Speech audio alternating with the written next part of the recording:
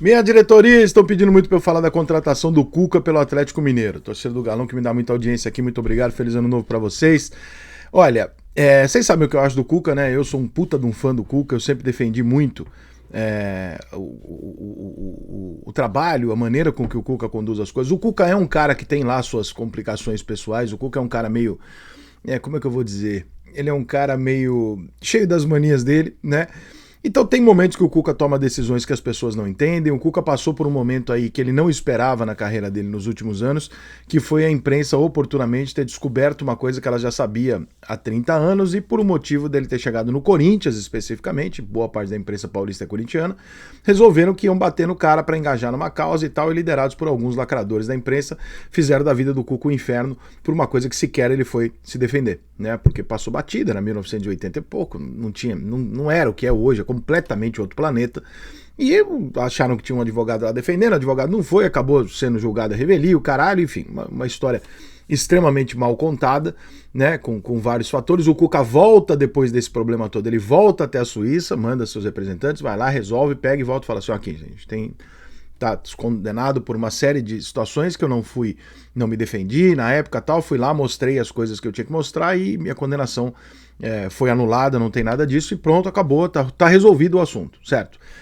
Acho curioso que a descondenação seja uma coisa tão problemática assim para pessoas que outro dia estavam super a favor e vestindo a camisa de descondenados. Acho.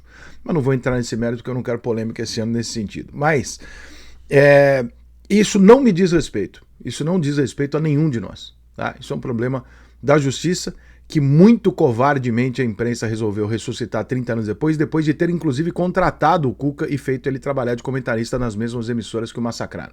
Isso foi uma agenda lacradora para agradar um grupo, para fazer um discursinho e para queimar meramente por gosto, para demonstrar virtude, etc. Nada além disso, tá? Todo mundo que conhece o Cuca, que trabalha com o Cuca, diz a mesma coisa que eu ouço desde que o Cuca começou no futebol, que é uma pessoa maravilhosa, com seus defeitos, suas qualidades, como todos nós, mas é uma pessoa maravilhosa.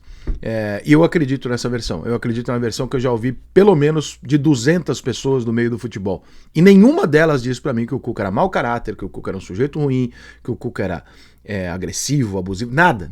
Nunca ouvi nada disso. No máximo, o Cuca é meio maluco, o Cuca é meio xarope, o Cuca tem as manias dele. É isso, tá? Então, o pouco que eu conheço do Cuca e o muito que eu ouço falar do Cuca me dá 100% de certeza de que eu não estou falando aqui de um cara que a gente tem que ter muitas dúvidas sobre o caráter e etc, etc.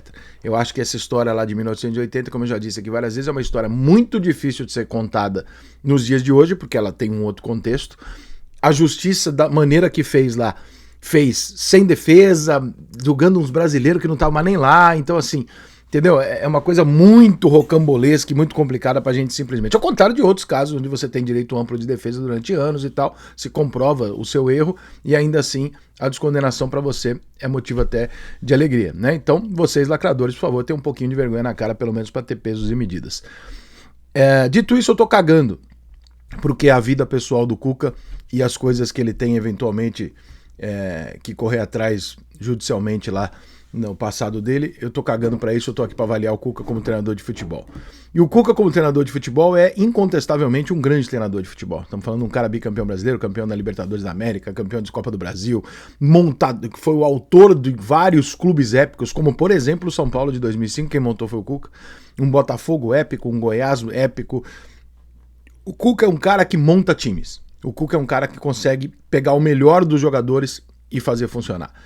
Como em qualquer lugar, qualquer profissional e qualquer profissão, tem vezes que não vai dar certo. Porque tem vezes que o ambiente não rolou, tem vezes que tem outros problemas, tem vezes que o cara não tá bem e tal. Tem uma série de situações para todos nós, tá? Então não queiram excluir o treinador de futebol. Isso, ou ele vai em todo clube e ele ganha.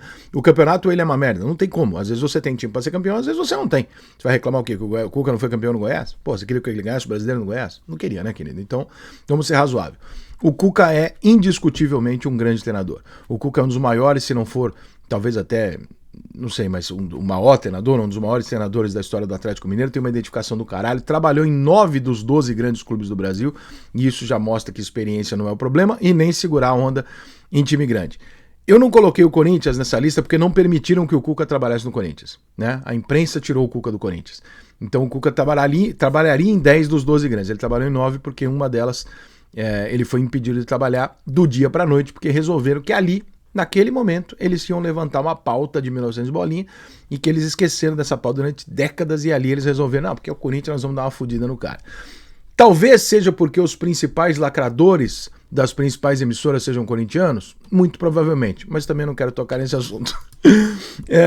Cara, o Cuca tem um passado desde o Corinthians, desde a passagem dele pelo Corinthians, que é muito complicado. Então, desde quando o Corinthians anunciou o Cuca, no começo de 2023, portanto vai 1 ano e pouco, 2 anos, a vida do Cuca ficou muito difícil, né? Ela fica difícil dentro do campo, midiaticamente, e é óbvio que isso também tem um efeito na cabeça do cara. Não é normal você viver uma vida inteira sendo um cara maneiro, queridíssimo por todos no futebol, e de repente, do dia pro nada, você se torna um bandido vagabundo que tem que ser... Não é normal. Ninguém lida bem com isso. Não é possível você lidar bem com isso. Então, claro que o Cuca vai ter que se readaptar, e eu acho que nesse período ele tá fazendo esse exercício para poder entrar e falar, cara, eu não preciso ficar olhando desconfiado. O Cuca já é um cara desconfiado, por natureza dele. Ter que andar num ambiente onde ele tem que ser desconfiado o tempo inteiro de que alguém pode simplesmente fazer assim, lançar uma campanha e foder o cara, é mais difícil ainda. Então, é mais difícil ainda para ele trabalhar. Nesse Atlético Mineiro, cara, que é um time que parece que tá perdendo uma peça ou outra, mas segundo os novos donos do Galo, eles falaram que vão repor e tal, que vão investir no futebol. Cara, o time do Atlético é bom, é forte. Eu acho o Cuca muito melhor que o Milito. Não é pouca coisa não, tá? Mas é muita coisa melhor que o Milito. Então eu acho que o Atlético dá um upgrade, né, no cargo de treinador de futebol. Se vai dar certo ou não, irmão, a gente não tá aqui, embora o torcedor tenha esse hábito de achar que isso aqui é um exercício de futurologia, vamos ver quem acertou, quem errou. A gente não tá aqui para apostar no que vai dar certo ou não. A gente tá aqui para analisar o que tem até hoje, por que aquela contratação chegou ali. Se daqui para frente, amanhã de manhã, o Cuca acordar de mau humor, mandar o presidente do Galo tomar no cu, criar um ambiente de merda lá, o presidente brigar com ele, eles trabalharem 3 meses e der tudo errado, não tem a ver com o que a gente tá dizendo exatamente. Como é que vai acontecer, como é que vai conduzir, são outros 500. Agora, entre apostar ou não no Cuca, por que não? É um ídolo do Atlético, já teve passagens boas e ruins, mas a melhor de todas. Então, por que não? O Cuca é melhor do que o Milito. O Cuca é melhor do que boa parte dos treinadores que estavam sendo ditos aí. Ou todos. Que o Galo sugeriu.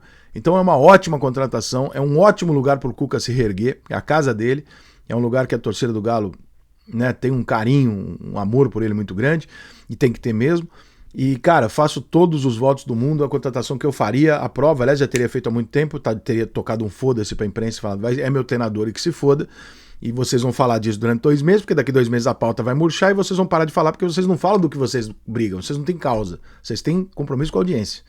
Então a gente não acompanha, que você pode ver que tem um crime aqui que acontece hoje, esse crime é falado durante 3 dias, depois de 6, 7 meses ninguém pergunta se o cara tá na cadeia ainda ou não, porque não dá audiência, Então, deixa falar, irmão, daqui 2 meses vão parar de falar. Se as derrotas vierem, vão falar de novo. Se as vitórias vierem, vão ter que falar, não, veja, o Cuca, nossa, porque, né, é assim que a banda toca.